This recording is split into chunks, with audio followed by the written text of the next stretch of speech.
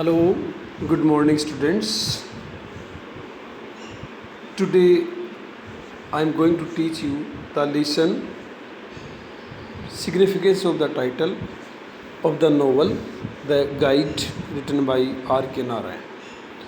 This topic is very important because how the chief character Raju played different roles in the novel and how he performed all his roles as a guide from his childhood to his death. And the students, that title must be very clear, transparent in the sense that it contains all the things which we require. So the title of the novel is very appropriate, suggestive, and today I would like to teach you why the title is so appropriate. A title is like a signboard of a soap. As we can guess what are contents in the soap with the help of the signboard, so is the title. When we see the title, everything comes in our mind what may be the contents in the novel. So we would like to suggest you that the title of the novel is very significant. A central theme of the novel is the transformation of Raju from his role as a tour guide to that of a spiritual guide. How the change comes.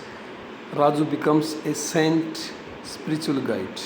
The title of the novel, The Guide, has a double meaning, and Raju is in a sense a double character. As a tourist guide and lover, he is impulsive, unprincipled, and self-indulgent. The title of Arcanard's on The Guide is very highly significant. Narayan has portrayed Raju almost as a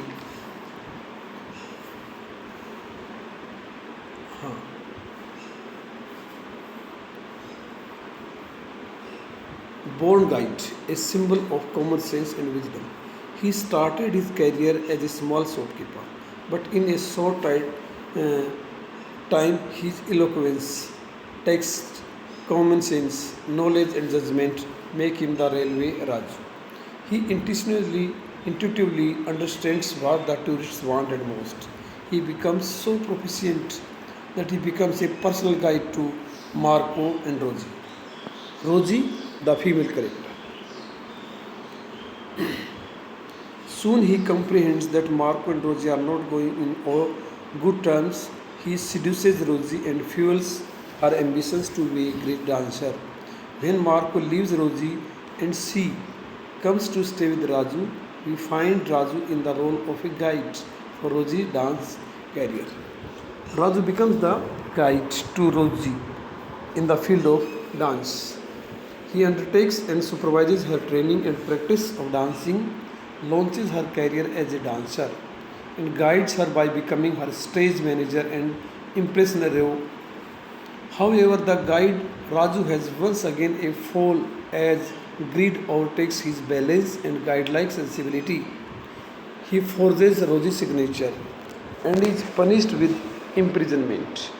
This is the turning point in the story also.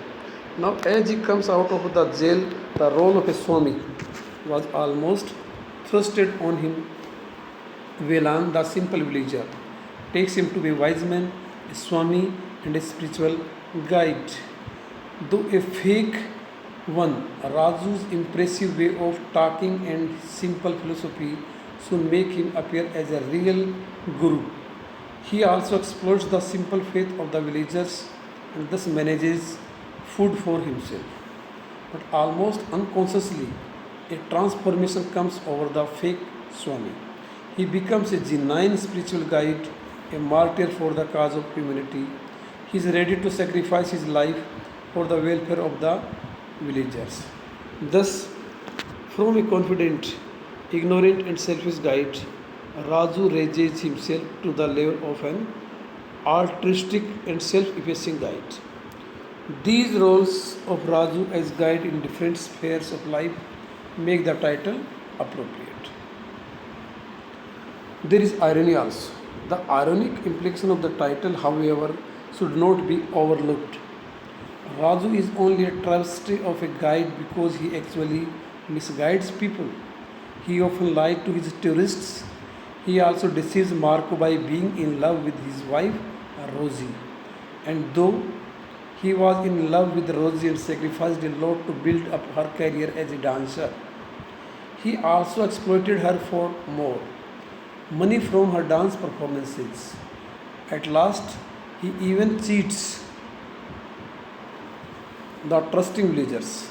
With mock humility, he convinces the gullible villagers that he is the repository of divine wisdom.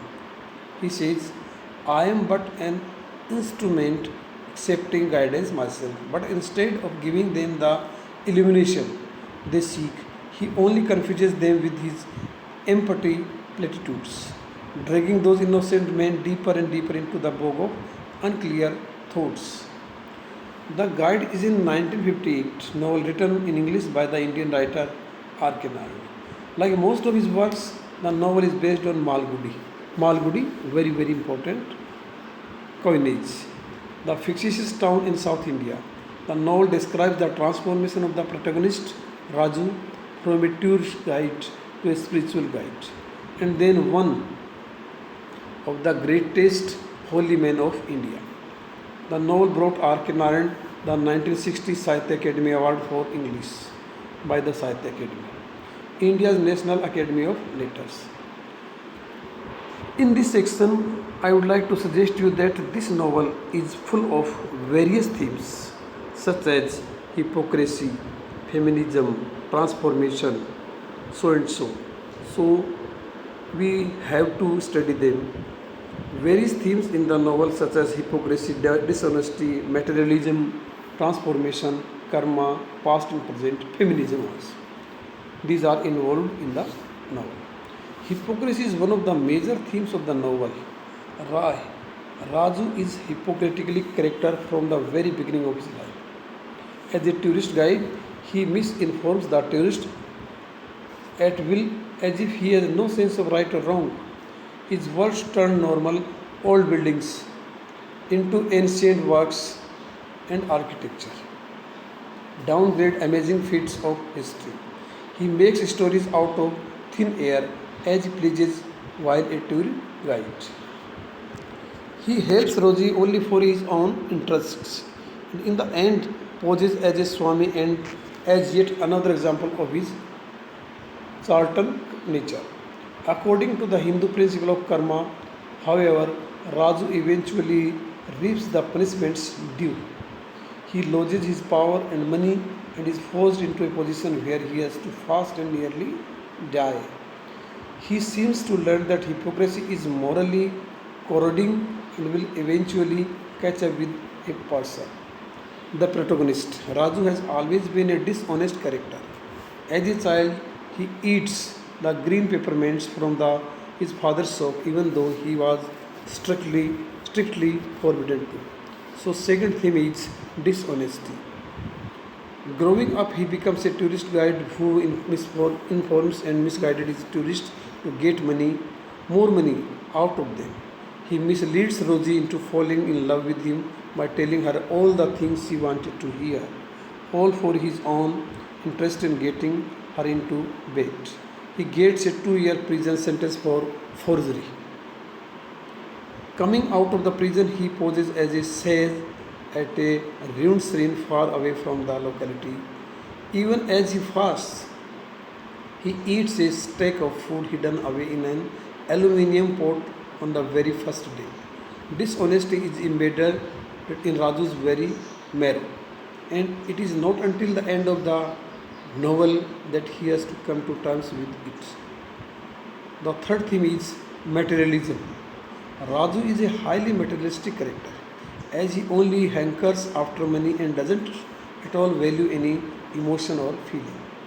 He tricks people to extract money out of them, and that is all that matters to him. He lacks all sense of morality or religion, and that permits him to solely care about worldly things without hesitation. For him, money means more than people, and he feels like a failure if he is not earning the maximum amount of it. Finally, his actions lead him to a place where money is no longer attainable, and he has to orient himself to this new reality. Narayan suggests that money doesn't, after all, bring happiness, and that a person should be careful about how much they value it over other things. When Raju finishes telling his life story to Velan, Raju expects him to snap. But as a blind follower, Velan takes it in stride and merely Raju's past. So in the novel, past and present are merged. This is also the theme. The fact that Raju guesses that Velan would stop believing in him, yet pours his heart out to him, shows some sort of growth in his character. At the very end, out of extreme hunger, Raju starts to fast sincerely and avoid all thoughts regarding food and bodily suffering. This helps him concentrate, and that ends his hunger. When the doctors and the government go all out to save him, Raju goes out to perform his daily routine, climbing down the steps to the river with the help of two men on both sides.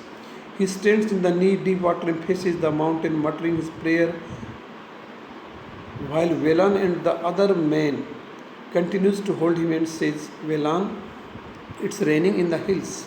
I can feel it coming up under my feet, up my legs. And he says, down. Here the water can mean purity and rain may literally be on its way, but there is no way to know for sure as the author ends it just like that. Regardless of what exactly happens, Narayan suggests that even the most tricker of men can be redeemed. In the novel, Rosie plays also a very important role.